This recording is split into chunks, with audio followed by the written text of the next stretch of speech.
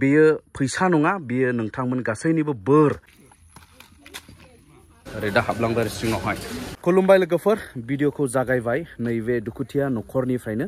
जाय फंबाय जनक बसुमतारी जाय फंबाया खौहाय आङो बै समाव फोरमायनानै नोंथांमोननिफ्राय मदद बिदोंमोन आरो न'खरनिफ्राय मदद खावलायदोंमोन थिग बेबायदिनो नोंथांमोननि मददखौ मोननानै दिनैहाय नैबे फंबायनि जि आथिंनि जखम जानाय एबा आथिं बायनानैहाय गोबाव समनिफ्राय भुगिनांनानै थानाय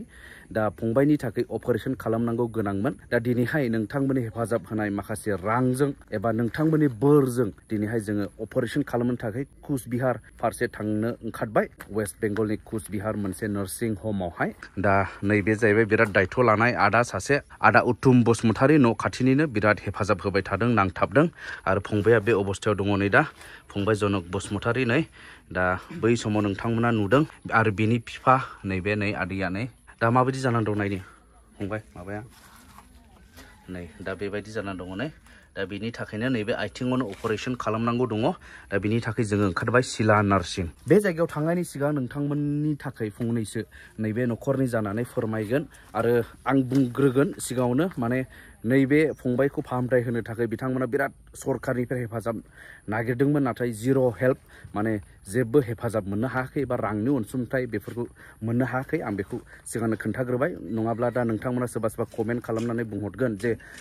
सरकारा नायाखै नामा सरकारा हेफाजाब होआखै नामा औ सरकारनिफ्राय हेल्प दासिमाव मोननाय जाथ'वाखै नोंथांमोननि हेफाजाब अननाय जिनाखि डनेसन हरनाय बेजोंनो जों लानानै थांगासिनो दं अपारेशन खालामनो थाखाय बेनिफ्राय आं सिगाङावनो नोंथांमोन जि हरनाय हेफाजाब बेखौहाय आं दिनैहाय न'खरनि गारजेननो आङो गथायनो सिगां गोबाय नैबो दङ गासै 52,000 स' रायजोफोर बेयो फैसा नङा बेयो नोंथांमोन गासैनिबो बोर नोंथांमोननि हेफाजाब नैबे फंबाय जनक बसुमतारीखौ अननाय दान दा नैबे रांखौ आङो नैबे आदैनो गारजेनो आङो गथायनाय जाबाय दा नै बेवहाय दङ एमाउन्टआ गासै 52,000 आंनि गुगोल पे एकाउन्टआव हाबफैनाय जिनाखि रां आरो बेजों लोगोसे माखासे एकाउन्टआवबो सोना हरदों डाइरेक्ट जनक बसुमतारी फंबायनि एकाउन्टआव बियो बेसेबां जादों आं बेखौ एक्जेक्टलि मिथिया दा बेसेबां बायदि जादों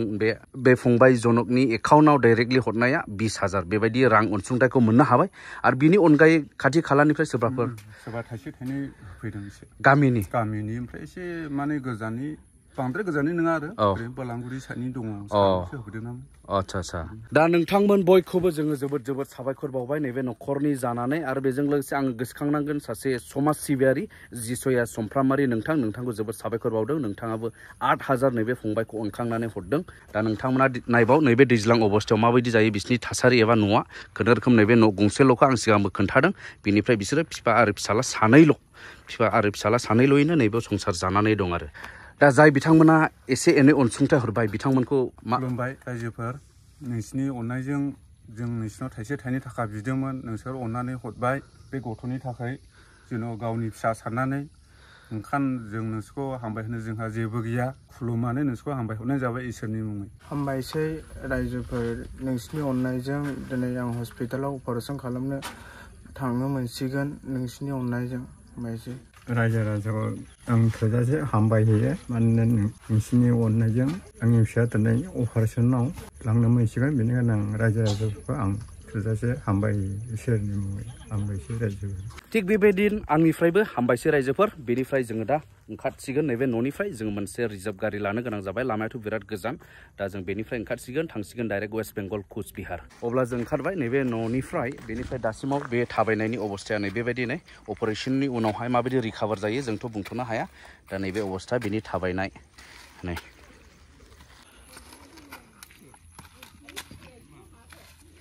दा नैबे जायगाखौ जायफोरा मिथिया बे जायगायानो जाहैबाय चिरां डिस्ट्रिक्टनि खयला मैला VCDCनि सिङाव थानाय पर्बतजरा गामिनि फंबायनि न'आ बेयाव आरो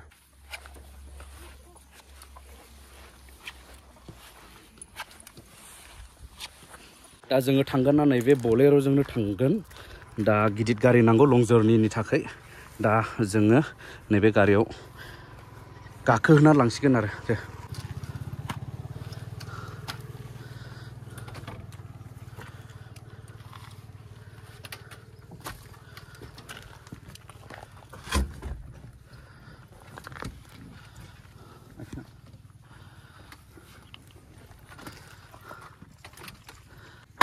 बास अब्ला आंबो गाखोनायसै लोगोफोर बे बलेर'आवनो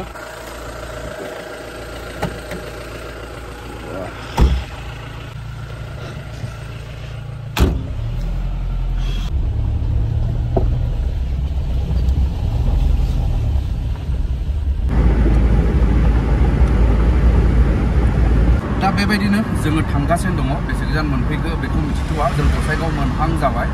दा पाइलटआबो सालायगासिनो दं बिजि बिसोरनो सालायदों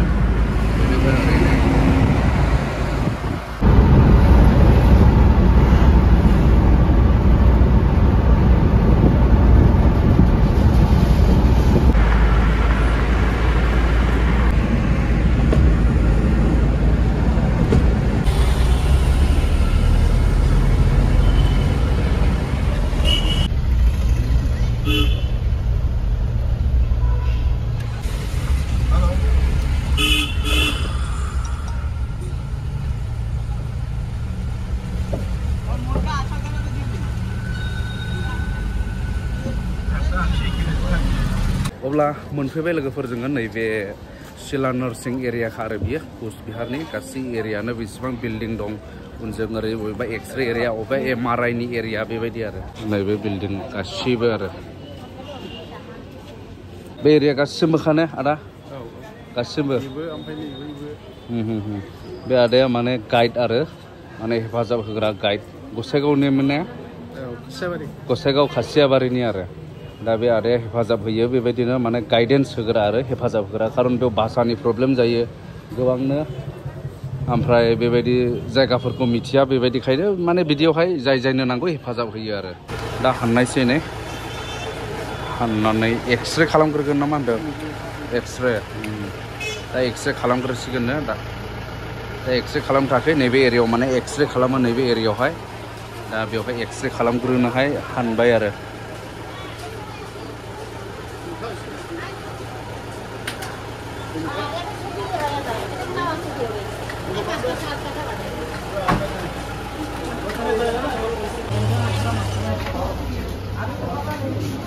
दा एक्सरे खालामखांबाय एक्सरे खालामखांनानै दा एडमिट खालामसिगोन नेक्स्ट अबेबा बिल्डिंआव लांसिगोन आरो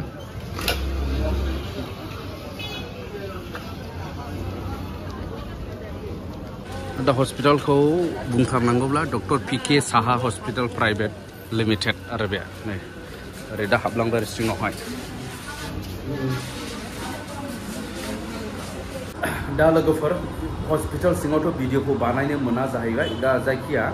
बिथांखौहाय जनक बसुमतारी फंबायखौ जों एडमिट खालामबाय बेनिफ्राय अपारेशना गाबोन जागोन नेक्स्ट डे बेनिफ्राय दा नैबेयावहाय बे गार्जेन आरो आदैमोनाबो थासिगोन नैबे हस्टेल बेनिफ्राय उनावहाय नेक्स्ट आपडेट अपारेशना साक्सेस जायोब्ला आरो माबायदि जायो बे आपडेटखौ आङो नोंथांनो नेक्स्ट भिडिअ खालामनानैहाय नोंथांमोननो होनाय जागोन